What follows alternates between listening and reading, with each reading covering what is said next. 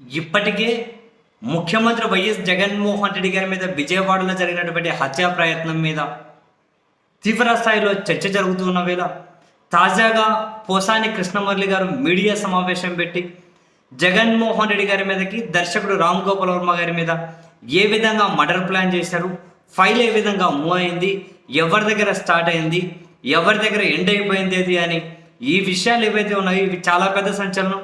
ఇవి ఆషామాషిగా తీసుకోకూడదు. ఎన్నికల కమిషన్ ఇమ్మీడియట్గా దీని మీద విచారణకు ఆదేశించాలి.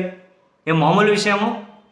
పోసాని కృష్ణమురళి గారు మీడియా సమావేశంలో పెట్టారు, అయ్యా చంద్రబాబు నీకు దండం పెడతాను, జగన్మోహన్ రెడ్డి గారిని చంపకు, 5 కోట్ల మంది ప్రజల అనాథలైన పరిస్థితి వస్తుంది. నీకు అధికారం ఉంటే లక్షల కోట్లు ఉంది, అధికారం కావాలి అంటే ఓటుకు ₹1,00,000 ఇచ్చి కావాలంటే కొనుక్కో. చంపడం అనేది నీకు పెద్ద సమస్య కాదు. ఎంతోమందిని చంపే నువ్వు ఇక ఈ స్థాయికి వచ్చావు. నువ్వు ఈజీగా చంపేస్తావు ఎవరినైనా.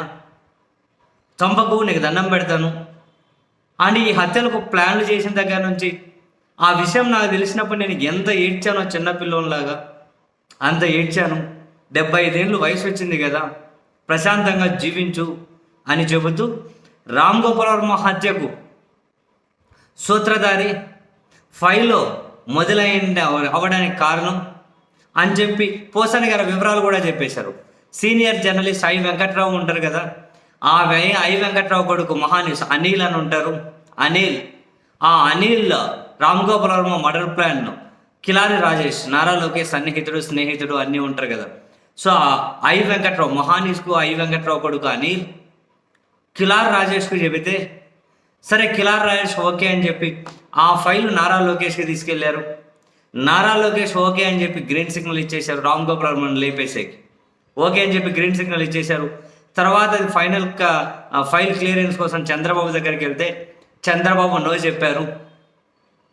నో ఎందుకు చెప్పారంటే రామ్ గోపాల్ వర్మ బచ్చా, అటువంటి వాడిని ఏం లేపుదాంలే అని చెప్పి నో చెప్పారు. వీళ్ళ టార్గెట్ జగన్మోహన్ రెడ్డిని లేపేయాలి అని.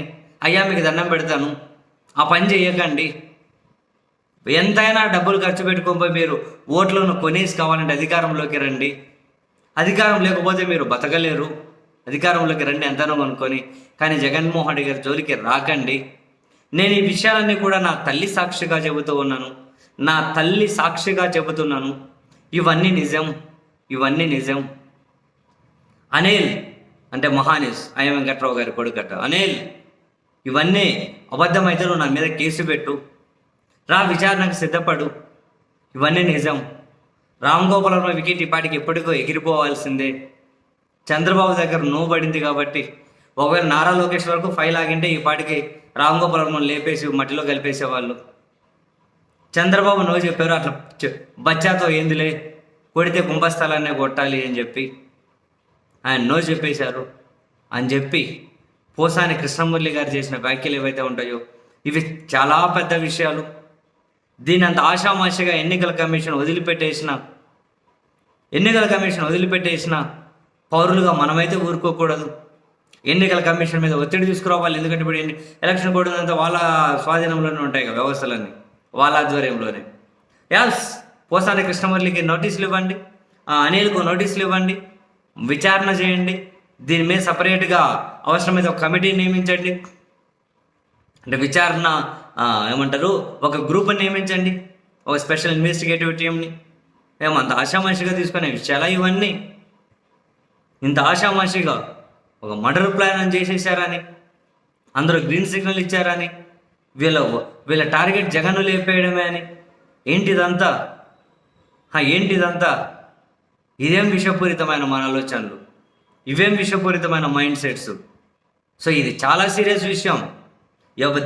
చూసిన ప్రతి ఒక్కరు ఇంకొక నలుగురితో చర్చించండి, విన్న ప్రతి ఒక్కరు ఇంకా నలుగురికి చెప్పండి.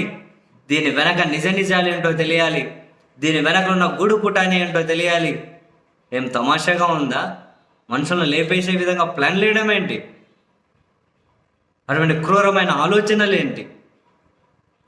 ఈరోజు రామ్ గోపాల్ వర్మ అయ్యారు, అంతకుముందు జగన్ అవుతారు, రేపు ఇంకొకరు అవుతారు. అధికారానికి అడ్డొస్తే, అహంకారానికి అడ్డొస్తే, దోపిడీకి అడ్డొస్తే అడ్డొచ్చిన వాళ్ళు లేపేసే ఆలోచనలా? ఎంత క్రూరం, ఎంత దారుణం! దీని మీద ఖచ్చితంగా ఎలక్షన్ కమిషన్ విచారణ చేయించాల్సిందే. ఇమ్మీడియట్గా దీని మీద ఒక విచారణ సంస్థతోటి. ఏంటండి, కామెడీగా తీసుకునే విషయాలు కాదు కదా ఇవన్నీ.